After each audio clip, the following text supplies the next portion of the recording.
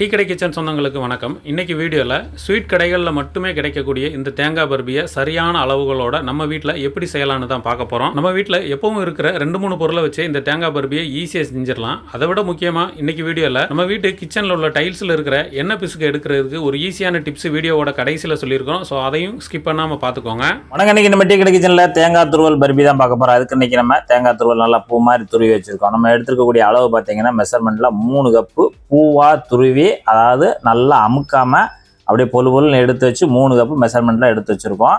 இது வந்து நம்ம தேங்காயாக கணக்கு சொல்ல முடியாது, அதனால் நம்ம வந்து துருவிட்டு மெஷர்மெண்ட் கப்பில் 3 கப்பு எடுத்து வச்சுருக்கோம். இப்போ இதை நம்ம தேங்காய் பர்பியாக செய்யலாம்.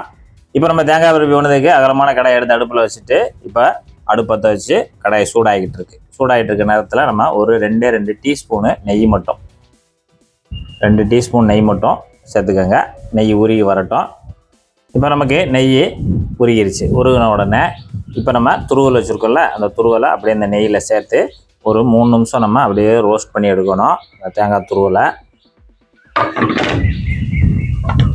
அந்த நெய்யிலே நல்லா ரோஸ்ட் பண்ணி எடுத்துருவோம். இப்போ இந்த மாதிரி ஸ்வீட் வந்து நம்ம வந்து வீட்டில் ஈஸியாக பண்ணிடலாம், சட்டுன்னு பண்ணிடலாம். ஒரு ஸ்வீட் சாப்பிட்ணுன்னு நினச்சோம்னா டக்குன்னு ஒரு அரை மூடி தேங்காவோ 1 மூடி தேங்காவோ எடுத்து நீங்கள் துருவி நம்ம சொன்ன பக்குவத்தில் ரெடி பண்ணிங்கன்னா அருமையாக ஒரு உடனடி ஸ்வீட்டு தயாராகிடும். நிறைய பேருக்கு இந்த தேங்காய் பர்பி ரொம்ப பிடிக்கும். ஆனாலும் எப்படி செய்கிறதுன்னு அவங்களுக்கு தெரிஞ்சிருந்தாலும் அந்த மெஷர்மெண்ட் ரொம்ப முக்கியம். ஒரு பொருள் செய்கிறதுக்கு நம்ம அந்த ஒரு மெஷர்மெண்ட் ரொம்ப முக்கியம். அளவுகள் அப்படின்னா தான் நமக்கு அது ஒரு பெர்ஃபெக்டான ஒரு உணவு பண்டமாக நமக்கு மாறி கையில் வரும். இப்போ நம்ம தேங்காய் துருவலை நெய்யில் சேர்த்து ஒரு 3 நிமிஷம் நல்லா ரோஸ்ட் பண்ணிடுங்க. நல்லா கொஞ்சம் ரோஸ்ட் பண்ணிடுங்க. 3 நிமிஷம் ஹை ஃப்ளேமில் வச்சு ரோஸ்ட் பண்ணிடுங்க. இப்போ நமக்கு 3 நிமிஷம் ஆயிடுச்சு. இப்போ நம்ம இந்த தேங்காய் ரோஸ்ட் ஆன துருவலை நம்ம தனியாக எடுத்து வச்சுருவோம் தட்டில். இப்போ தனியாக தேங்காய் துருவலை எடுத்துருவோம் தட்டியிலேருந்து. இப்போ நம்ம அதே கடாயை தொடச்சிட்டு இப்போ நம்ம இனிப்பு சேர்க்க போகிறோம். இனிப்பு நம்ம இன்றைக்கி நாட்டு சக்கரை தான் எடுத்துருக்கோம். நாட்டு சக்கரையோட அளவு பார்த்திங்கன்னா மெஷர்மெண்ட்டில் 2 கப்பு. இது நம்ம வெயிட்டில் வந்து 350 கிராம் இருக்கும். நம்ம தேங்காய் பர்பியை பொறுத்தளவில் இனிப்பு கொஞ்சம் தூக்கலாக தான் இருக்கும். ஆனால் தான் அந்த டேஸ்ட் நல்லாயிருக்கும் சாப்பிட்றதுக்காக. அதனால் இனிப்பு கொஞ்சம் ஜாஸ்தியாகவே சேர்த்துக்கலாம்.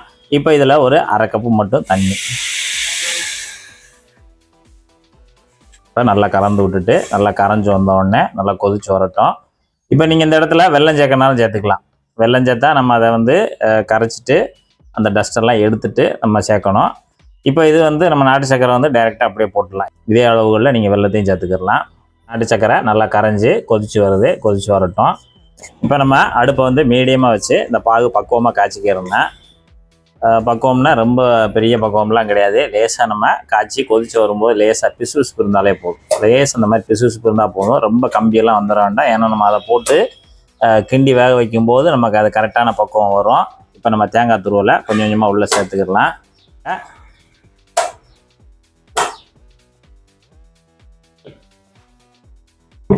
இப்போ நம்ம தேங்காய் துருவலை எல்லாத்தையும் சேர்த்தாச்சு. சேர்த்துட்டு நல்லா கலந்து கொடுங்க. நல்லா கலந்து கொடுத்து இப்போ நம்ம அந்த தேங்காய் துருவலும் அந்த பாகும் நமக்கு நல்லா கொஞ்சம் வெந்து வரணும். அதனால் கொஞ்சம் கிண்டி கொடுத்துக்கிட்டே இருங்க. அப்படியே நமக்கு நல்லா வெந்து அந்த இனிப்பெல்லாம் நல்லா நமக்கு தேங்காய் துருவலில் சேர்ந்து வரட்டும். கொஞ்சம் வெயிட் பண்ணுவோம். இப்போ நமக்கு தேங்காய் துருவல் போட்டு 5 நிமிஷம் ஆச்சு. 5 நிமிஷம் நமக்கு நல்லா அந்த பாகு ட்ரை ஆகி வந்துக்கிட்டு இருக்குது. இன்னும் நம்ம கொஞ்சம் ட்ரை ஆகி வரணும் லேசாக. இப்போ நமக்கு ஒரு 8 நிமிஷம் ஆச்சு. 8 நிமிஷம் ஆச்சு. அப்பப்போ நம்ம கலந்து கொடுத்து நமக்கு ரெடி ஆகிக்கிட்டு இருக்குது.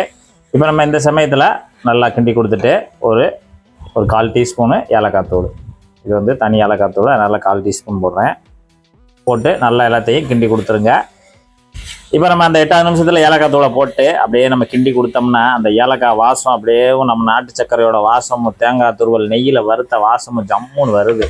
இப்போ நமக்கு கிட்டத்தட்ட 10 நிமிஷம் ஆயிடுச்சு. 10 நிமிஷம் நல்லா அந்த பாகெல்லாம் நல்லா அந்த துருவல் சுப்புன்னு உறிஞ்சி நல்லா நமக்கு தேங்காய் பர்பிக்கு சூப்பராக ரெடி ஆயிடுச்சு. இப்போ நல்லா அந்த அளவுக்கு ரெடி ஆனோடனே ஸ்டவ் ஆஃப் பண்ணிடலாம். ஸ்டவ் ஆஃப் பண்ணிவிட்டு அடுத்து வாங்க இந்த ட்ரேயில் ஊற்றணும். ட்ரேயில் ஊற்றுறதுக்கு கீழே வந்து நல்லா ஒரு பட்டர் ஷீட்டை விரிச்சிருங்க. பட்டர் ஷீட்டை விரிச்சிட்டு இப்போ நம்ம கிண்டி வச்சுருக்கக்கூடிய அந்த தேங்காய் பர்பிக்கான அந்த கலவையை நம்ம இதில் சேர்த்துடலாம்.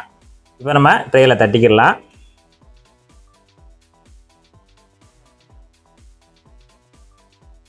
இப்போ நல்லா எல்லாத்தையும் அமுக்கி கொடுத்து அந்த ட்ரேயில் நல்லா அந்த மாதிரி அமுக்கி கொடுத்துருங்க. நல்லா சரி பண்ணி அமுக்கி கொடுக்கும்போது தான் நமக்கு அந்த பர்பி நல்லா செட் ஆகி வரணும்.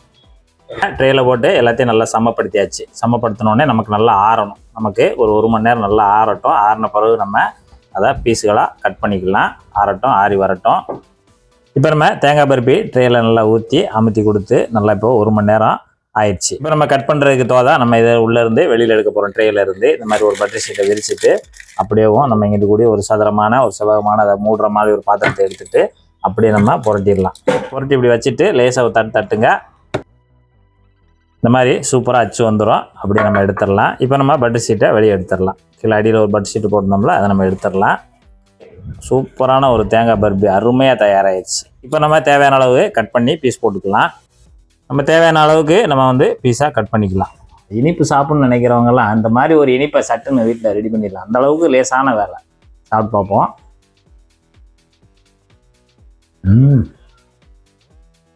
வா, அந்த தேங்காய், அந்த இனிப்பு, அந்த ஏலக்காய் வாசனை, நெய் தூக்கலாம். சூப்பராக இருக்குது. இதே போல் இதே மெத்தடில் நீங்களும் ஒரு தேங்காய் பருப்பி செய்து சாப்பிட்டு பார்த்துட்டு எப்படி வந்தன்றதை கமெண்ட்டில் சொல்லுங்கள். நன்றி, வணக்கம். நம்ம வீட்டு கிச்சனில் உள்ள டைல்ஸ் அதோடு சேர்த்து கேஸ் ஸ்டவ் இதெல்லாமே அதிகமான எண்ணெய் பிசுக்கு இருக்குது, போகவே இல்லைன்னு நீங்கள் நினச்சிங்க அப்படின்னா வினிகரை வாங்கி ஒரு ஸ்ப்ரே கேனில் கொஞ்சம் வினிகர் அதோட தண்ணி, அதாவது சம அளவில் ரெண்டையும் எடுத்துகிட்டு ஸ்ப்ரே பண்ணி விட்டுட்டு க்ளீன் பண்ணிங்கன்னா ரொம்ப சூப்பராக பளபளன்னு ஆயிரும். இது போன்ற டிப்ஸ்களோட நம்ம சேனலை தொடர்ந்து ஃபாலோ பண்ணிக்கோங்க. நன்றி.